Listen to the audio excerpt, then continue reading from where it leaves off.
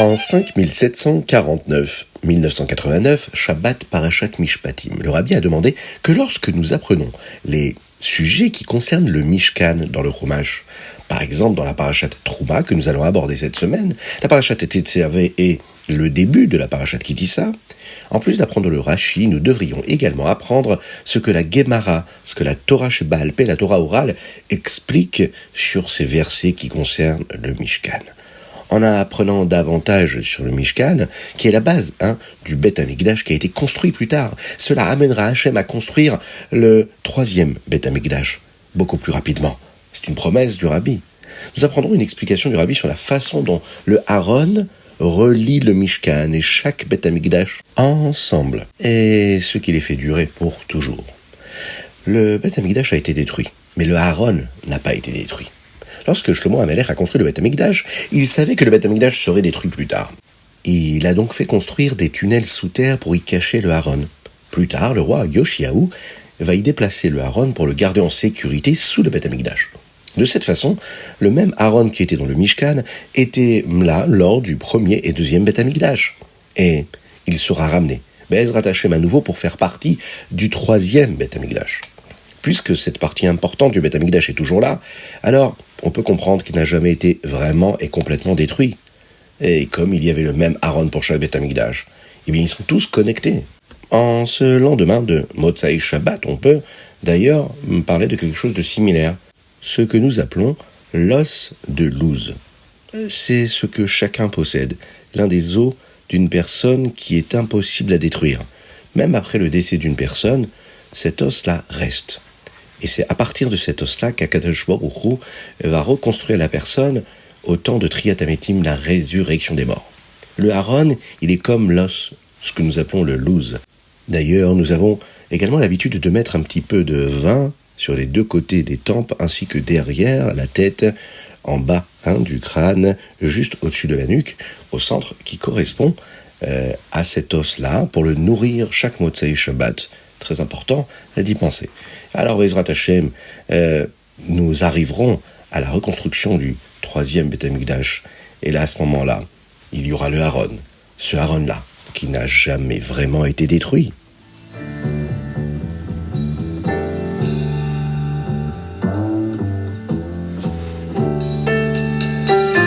Bonjour à tous, infiniment heureux de vous retrouver pour partager avec vous le Chitat du jour. Aujourd'hui, nous sommes dimanche, le premier jour de la semaine de la Parashat Trouma.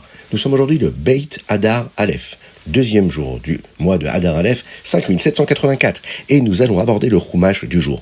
Mais avant cela, permettez-moi de vous rappeler qu'il est très important de partager le Chitat avec vos amis, de vous abonner sur les différentes chaînes et de nous envoyer vos dédicaces. Oui, faites-le. Aujourd'hui, nous commençons une parasha très intéressante, entièrement consacrée au Mishkan. Au Har Sinaï, Hachem parle à Moshe Rabbeinu du Mishkan que les bénis Israël, le peuple juif, devront construire plus tard. Et voici les éléments dont ils auront besoin pour construire le Mishkan. L'or, l'argent, le cuivre, certaines couleurs de laine, le bleu, le violet, le rouge, le linge qui devait être utilisé, les poils de chèvre, la peau des animaux, des peaux de bélier teintes en rouge et des peaux de tachash. Le bois de Yaakov, vous savez, ce bois-là que Yaakov avait planté en Égypte, Atzé Shittim. Il fallait aussi utiliser l'huile d'olive pour la menorah. Il fallait aussi utiliser des bessamim, c'est des épices pour ce que nous appelons, et nous allons développer ensemble plus tard, le shemen hamishra, l'huile d'onction, et pour les kétoret. Pour toutes ces encens-là, il fallait aussi des bijoux pour l'éphod et pour le choshen. Et puis Hachem dit, voilà, Ve'asuli mikdash, ve'shachanti betocham. Vous devrez me faire un mishkan et j'y vivrai. Le verset ne dit pas Ve'shachanti betocho, je vivrai en lui. Il dit Ve'shachanti betocham, je vivrai en eux. Pourquoi ? Parce qu'Hachem ne veut pas seulement vivre dans le mishkan, Hachem veut vivre dans chacun d'entre nous. Grâce à tous les bénis Israël et au fait que chacun participe à la construction de ce mishkan ensemble, où va reposer la Shrina de Dieu, cette présence de Dieu, la Shrina, ce rayonnement de Dieu, pourra également se reposer sur chaque juif. Le Passouk ici nous le rappelle, les juifs devraient faire le Mishkan comme Dieu l'avait dit à Moshe, et plus tard, ils vont d'ailleurs faire des choses similaires pour le Beth Amikdash. Et Dieu commence à expliquer à Moshe Rabbeinu comment fabriquer le Aaron. Le haron doit être en bois, avec un boîtier en or à l'intérieur et à l'extérieur. Il devrait y avoir une couronne autour du sommet. Il devrait y avoir également des poteaux attachés à ce haron-là, avec des anneaux dorés, de manière à ce que les poteaux ne puissent jamais sortir. Et à l'intérieur du haron, il devrait mettre les louchot Aberit.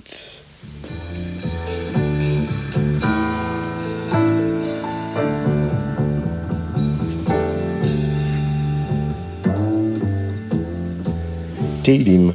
Aujourd'hui, dans le chapitre Tet Vav que nous lisons, puisqu'aujourd'hui nous lisons du Teilim 10 au 17, et dans ces Teilim-là, on voit comment les midot, les traits de caractère dont un juif a besoin pour que sa neshama puisse se rendre au Gan Eden, a quelque chose de si particulier. Il est dit comme ça, Nizve be'enav nime'as. Il a honte de lui-même et pense qu'il est dégoûtant. De quoi nous parlons ici? De quelle mida, de quelle vertu, de quel trait de caractère il s'agit? Dans notre étude du Tanya, dans quelques jours, nous allons voir comment le Rabbi Shlomo Zalman nous explique justement cela. Lorsque notre Yetzer Hara devient trop grand et trop fier, et il ne laisse plus de place pour penser à Dieu et à un autre juif, eh bien nous devons faire quelque chose à ce sujet. Nous devons passer du temps à réfléchir à la partie de nous qui est une Nefesh Abahamit, cette âme animale, et à quel point il est dégoûtant pour nous qu'elle essaye de nous éloigner d'Hachem. C'est repoussant pour nous. Alors, nous pourrons faire de la place dans nos cœurs pour Dieu, pour prier mieux, prier comme un bon juif, et pour même gagner notre Yetzer Hara. En fait, on doit s'en détacher. On doit la trouver répugnante. On doit la trouver repoussante, la Nefesh Abahamit. Oui. Et utiliser toutes les énergies que nous avons à notre disposition pour nous élever, pour nous sanctifier et nous rapprocher d'Akadosh Baruch Hu.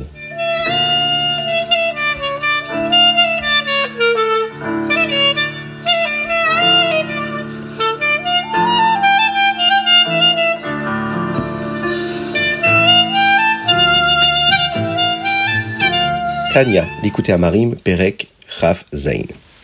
Lorsqu'une personne se sent triste, elle n'a pas assez d'énergie pour se battre avec son Yetzer Hara et n'écouter que son Yetzer Tov, son bon penchant.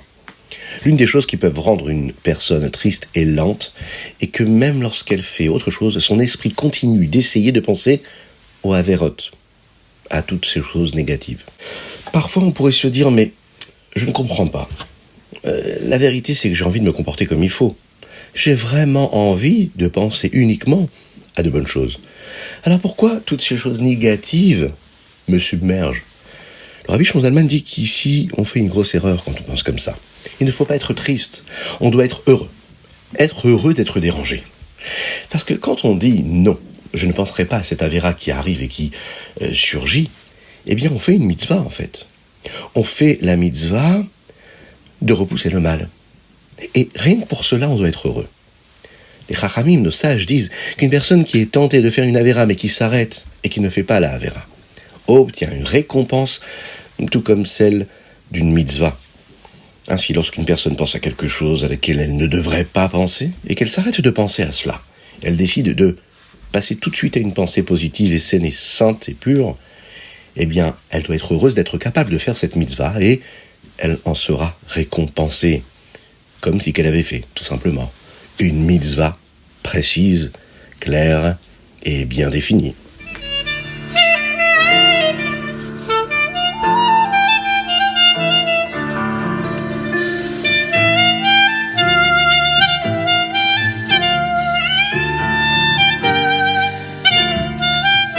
Alors pour diffuser la Torah et les mitzvot, on a besoin de chacun d'entre vous. Vous nous écoutez, Baruch Hashem, grâce à Dieu, dans le monde entier, dans la communauté francophone. Si vous nous écoutez, envoyez-nous vos dédicaces, envoyez-nous vos soutiens, participez de façon physique et matérielle à la diffusion de ce ritat-là. Parce que chaque personne qui peut écouter ces enseignements-là va sûrement changer et transformer son existence avec un enseignement du Chumash, des Teilim, du Tanya, du Rambam, quelque chose qui lui permettra de donner encore plus d'énergie à son existence et de sainteté à sa vie et à celle de ses proches.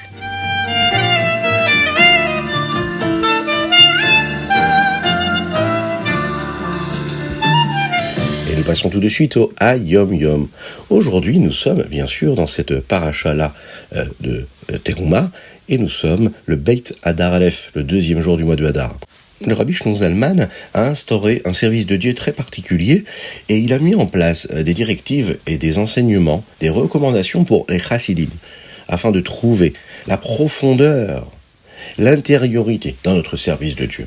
Nous devons avoir de la kavana quand on fait une mitzvah, c'est-à-dire une bonne pensée, une bonne intention, être concentré sur ce que nous faisons et le faire avec vérité. La vérité, c'est l'authenticité. Cela signifie que lorsque nous accomplissons une mitzvah, nous devons savoir ce que nous faisons. Par exemple, lorsque nous apprenons un verset du Chumash, nous devons savoir que ce sont les paroles de Dieu. Lorsque nous prions, nous devons nous préparer et savoir que nous nous tenons devant Dieu. Lorsque nous disons une bracha, une bénédiction avant de consommer un aliment, eh bien nous devons avoir cela en tête, avoir besoin de cette kavana, de cette intention qu'on est là pour apporter de la kedusha, de la sainteté ici-bas sur terre. Lorsque nous rendons un service à un autre juif, et lorsque nous l'aidons, cela devrait être un sentiment d'Ahavat Israël qui nous remplit complètement d'amour de notre frère juif. Pas seulement parce que cela nous fait du bien. Parfois, Ahavat Israël, c'est aider l'autre, même si notre sentiment à nous, c'est qu'on n'a pas une plénitude et on ressent rien de particulier. On le fait parce que ça aide un autre juif. Et même si on ne comprend pas pourquoi cet homme-là a besoin de notre aide, de cette personne a besoin de cette aide-là, pourquoi est-ce qu'elle ne pourrait pas parfois se débrouiller toute seule? C'est une question qu'on se pose. C'est le Yetzer Hara qui nous met cette petite voix en nous. On ne doit pas l'écouter. On doit se dire, si je peux faire quelque chose, eh bien je dois le faire. L'authenticité et l'intention vraie et authentique, désintéressée, c'est justement faire ce que l'on doit faire, parce que Dieu nous le demande, et parce qu'on apporte de la sainteté dans le monde en le faisant. Pour y parvenir, on doit faire un travail sur nous-mêmes, et on doit apprendre beaucoup de chassidoute.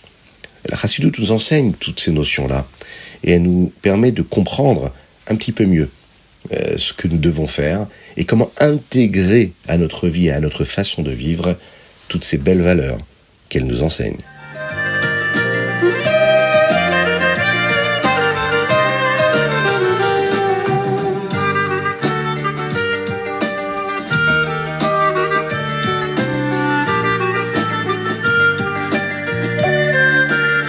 Rambam Ilchot Malvé Velové. Dans le Perek Aleph, nous apprenons que c'est une mitzvah particulière d'accorder un prêt à une personne pauvre ou à toute personne qui en aurait besoin. Prêter de l'argent est une très grande mitzvah. Mais emprunter de l'argent est également une chose très sérieuse. Si une personne emprunte de l'argent alors qu'elle n'en a pas besoin et ne peut pas ensuite rembourser le prêt, elle est appelée un rachat. Dans le Perek Bet, dans le 2e chapitre, on nous apprend comment les sages nous ont permis de prêter de l'argent plus facilement. Après l'époque de la Gemara, de nombreuses personnes sournoises disaient qu'elles ne pouvaient pas rembourser leur prêt. Même si elles le pouvaient réellement, elles profitaient de cette mitzvah-là. Et bien les Chachamim, à ce moment-là, les sages ont décidé de forcer les gens à faire une shvoua. Une shvoua, c'est une promesse très forte de la Torah au nom de Dieu. Devant un Beddin, c'est-à-dire un tribunal, et là, à ce moment-là, ils promettaient qu'ils n'en avaient pas. Et là, c'est très grave de promettre quelque chose qui est faux. Ça a permis de dissuader les gens de mentir, et ça a bien sûr redonné la confiance à tous pour prêter de l'argent à ceux qui en avaient besoin. Nous apprenons également la loi selon laquelle lorsque quelqu'un accorde un prêt, il doit y avoir des témoins, un mashkon, c'est-à-dire un gage ou un contrat, pour montrer qu'il s'agit d'une chose sérieuse et s'assurer que tous les détails du prêt soient clairs, comme le montant exact qui a été prêté par exemple. Dans le 3e chapitre, enfin, le Perek Gimel, le Rambam nous parle d'un mashkon. Un mashkon, c'est une garantie. C'est quand quelqu'un prend un objet à quelqu'un à qui il a prêté de l'argent, ou le rend lorsqu'il est remboursé. Nous apprenons les détails des mitzvot que nous apprendrons plus tard, comme ne pas prendre de garantie d'une almana, c'est-à-dire d'une veuve, ou bien de ne pas prendre de mashkon, de garantie d'objets, de gages, de récipients avec lesquels on prépare de la nourriture.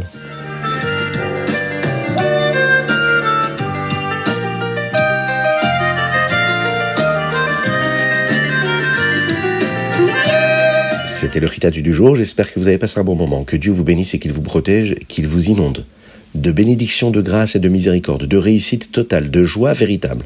On pense très fort à nos frères en Eretz Israël et on n'oublie pas de mettre des pièces dans la tzedaka pour faire venir Mashiach et pour les protéger, pour les soutenir, pour leur donner de l'énergie de là où on nous trouve de la vitalité, afin qu'ils puissent être forts et gagner les combats d'Akadosh Baruch Hu, ici-bas sur terre.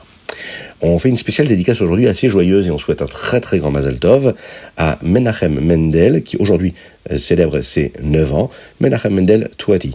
On lui souhaite un très très grand Mazal Tov, il nous écoute avec ses frères et sœurs et bien sûr à toute la famille, plein de bonnes choses, qu'ils puissent vivre une belle année de réussite en bonne santé jusqu'à 120 ans. Une dédicace également de Refoua Shelema pour Avraham Nissim Ben Sultana. N'oubliez pas, vous pouvez le faire, vous aussi, envoyez vos dédicaces sur chitat.fr, mais également par WhatsApp au 06 21 37 24 52. Je vous dis à très bientôt, Shavua Tov, et que Dieu vous bénisse.